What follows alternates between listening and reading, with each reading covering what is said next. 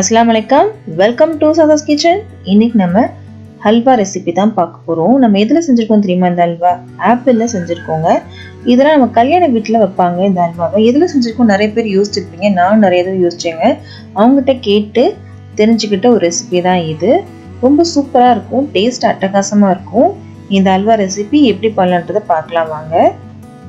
நான் இன்னைக்கு ஒரு 3/4 கிலோ ஆப்பிள் எடுத்திருக்கேன். அது தோலோடையே இந்த மாதிரி கட் பண்ணி போட்டிருக்கேன். இந்த தண்ணியில் கொஞ்சம் லெமனை புழிஞ்சு எடுத்துருக்கேன், அதனால் கருப்பாகலை. நான் இன்னைக்கு 3/4 கிலோ ஆப்பிள் எடுத்திருக்கேன். தோலோடையே எடுத்துக்கோங்க, அப்போ தான் நல்லாயிருக்கும். இப்போ இதை மிக்ஸி ஜாருக்கு மாற்ற போகிறோம். மாற்றிக்கலாம். மிக்ஸி ஜார் எடுத்து மாற்றிக்கலாங்க. இது கொஞ்சமாக தண்ணி சேர்த்து நம்ம அரைச்சிக்கலாங்க. ரொம்ப தண்ணி சேர்த்து அரைக்க வேண்டாம், கொஞ்சமாக தண்ணி சேர்த்து நம்ம அரைக்கணும். நல்லா பேஸ்ட்டாக அரைச்சிக்கோங்க. 1-2 பீஸ் அரையிலனா பரவாயில்ல, அதுவும் நல்லதாக இருக்கும். இப்போ அரைச்சிட்டு வந்துடலாம்.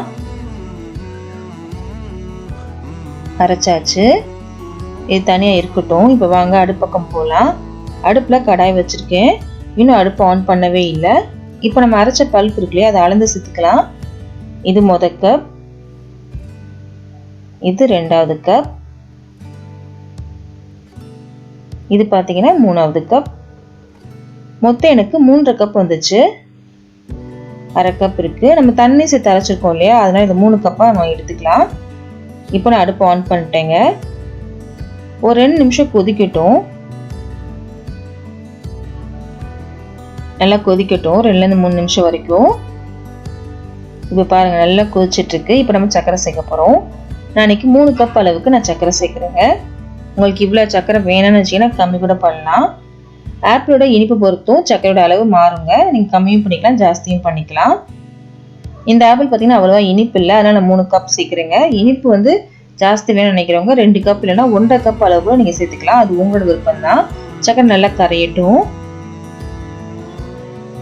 அதுவே சூப்பராக ஒரு கலர் வந்துருங்க. சர்க்கரை நல்லா கரைஞ்சிருச்சு. பாருங்க, இந்த மாதிரி பபுள்ஸாக வரும். கையில் நல்லா தெரிக்குங்க, சைட்லலாம் தெரிக்கும். கை வச்சாலும் கையிலையும் நல்லா தெரிக்கும். அதனால என்ன பண்ண போகிறோம் அப்படின்னா, ஒரு மூடி எடுத்துக்கோங்க. கொஞ்சம் பெரிய சைஸ் மூடி எடுத்துக்கோங்க. இந்த கடாயோட மூடியை நான் எடுத்துக்கிறேன். இந்த மாதிரி மூடிட்டே கலந்து விடுங்க, அப்போ கையிலலாம் தெரிக்காது.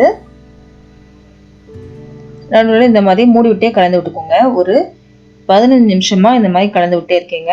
மூடியில் பாருங்கள் எந்த அளவுக்கு தெரிச்சிருக்கு அப்படின்னு. சைட்லேயும் பாருங்கள் தெரிச்சிருக்கு. இந்த மாதிரி மூடி வச்சு எந்த அளவுக்கு தெரிச்சிருக்கு அப்படின்னா பார்த்துக்கோங்க எந்த அளவுக்கு இருக்கும் அப்படின்னு.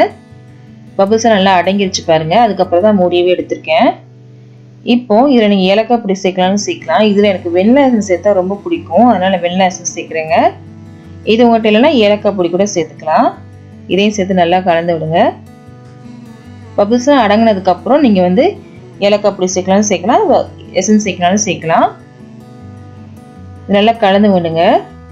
சைடில் ஒட்டாமல் வரணும், அப்போ தான் நமக்கு அல்வா ரெடி ஆயிடுச்சுன்னு அர்த்தம். பாருங்க, சைடில் ஒட்டாமல் வருது. பபுள்ஸ் நின்றதுக்கப்புறம் ஒரு 5 நிமிஷம் வரைக்கும் இந்த மாதிரி கலந்து விட்டே இருந்தேன். அப்புறம் நமக்கு ரெடி ஆயிடுச்சு. சரிங்களா? சூப்பராக சைடெல்லாம் ஒட்டாமல் வந்திருக்கு. அவ்வளோதான், நமக்கு ரெடி ஆயிடுச்சு. லாஸ்ட்டில் நான் என்ன பண்ண போகிறேன் அப்படின்னா, நெய்யில் முந்திரி மட்டும் வறுத்து சேர்க்க போகிறேங்க. 3 டேபிள் ஸ்பூன் நெய்யில் முந்திரி மட்டும் வறுத்து சேர்க்குறேன். அவ்வளோதான். நெய்யில் அதுக்கு ஜாஸ்தி தேவையே கிடையாதுங்க. சூப்பராக ஒரு ஹல்வா, செம்ம டேஸ்டான ஒரு ஹல்வாங்க. கண்டிப்பாக அதை ட்ரை பண்ணி பாருங்கள், உங்களுக்கு ரொம்ப பிடிக்கும்.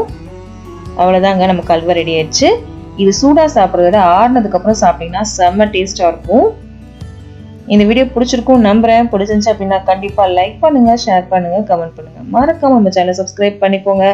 பக்கத்தில் இருக்க பெல் பட்டனையும் கிளிக் பண்ணிக்கோங்க. அப்போ தான் நான் ஒரு வீடியோ போட்டோன்னே உங்களுக்கு ஒரு நோட்டிஃபிகேஷன் வந்துடும். வீடியோ நீங்கள் மிஸ் பண்ணாமல் பார்க்கலாம்.